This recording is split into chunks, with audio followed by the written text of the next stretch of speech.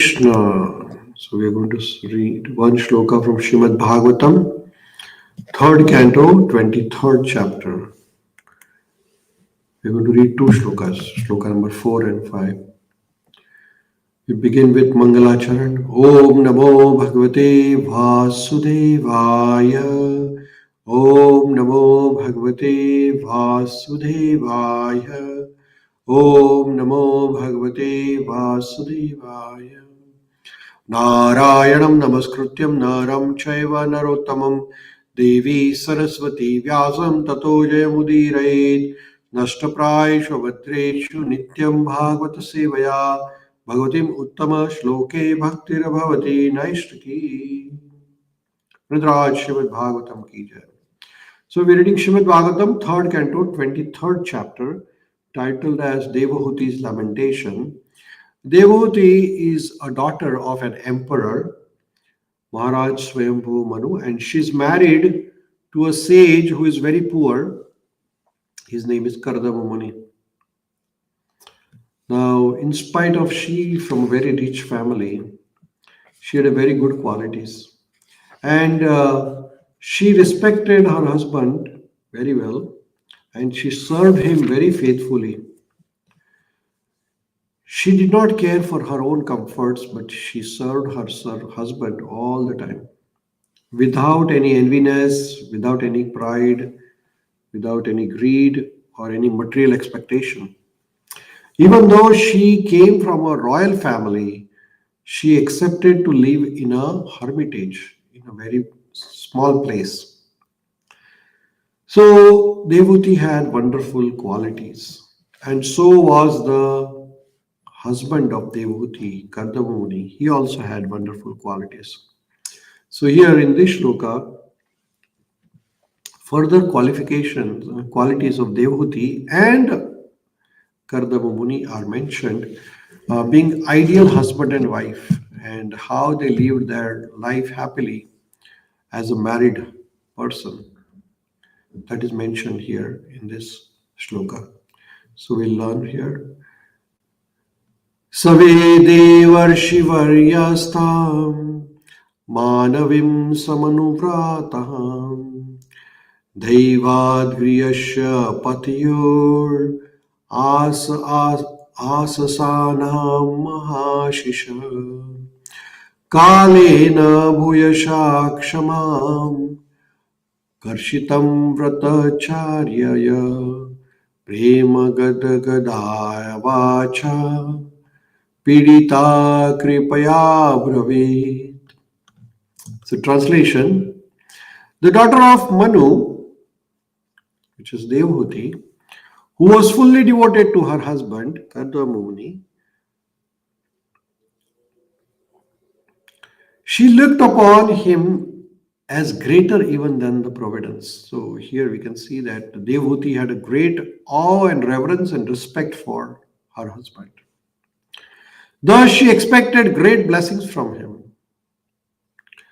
Having served him for a very long time, she grew very weak and emaciated due to her religious observances. So Devahūti, she was all the time engaged in serving her husband, either cooking the food or bringing the food or so many things, because of which Kardama Muni could do his tapasya.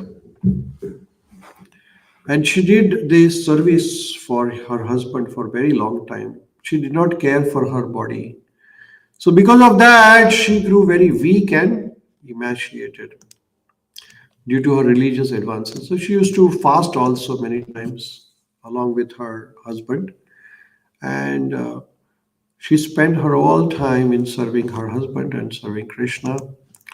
So she did not look after her own health. So she became very weak.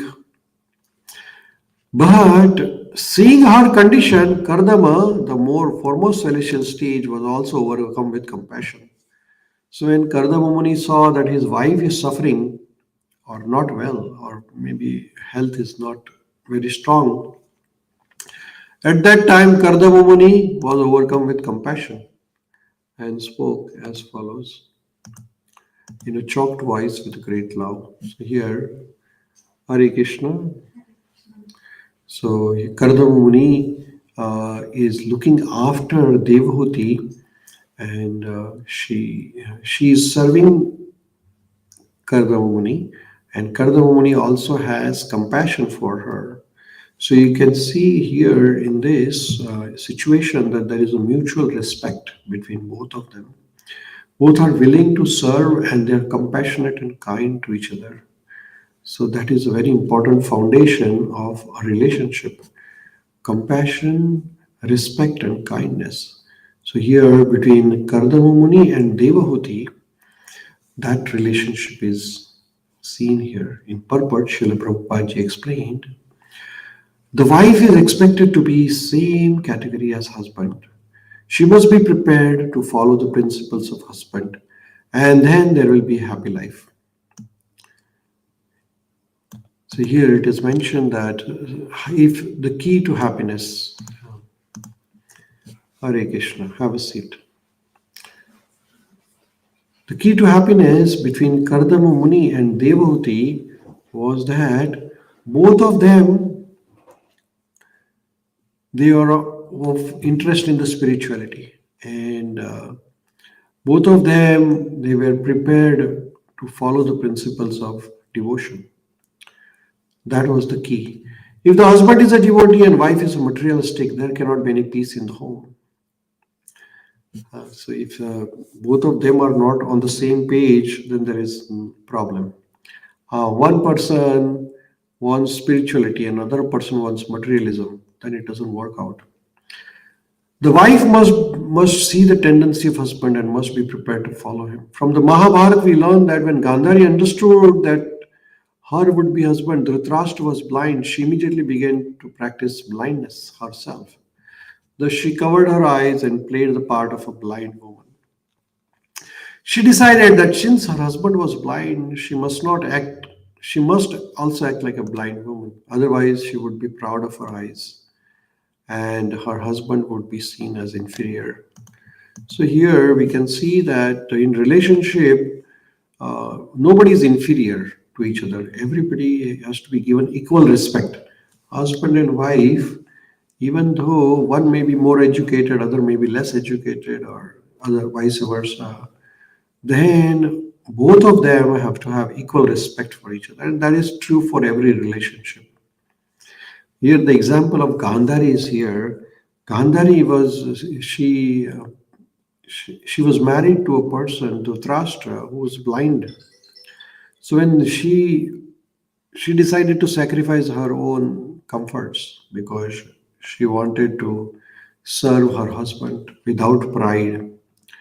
The word Samanuvrata indicates that it is the duty of a wife to adopt the special circumstances in which husband is situated.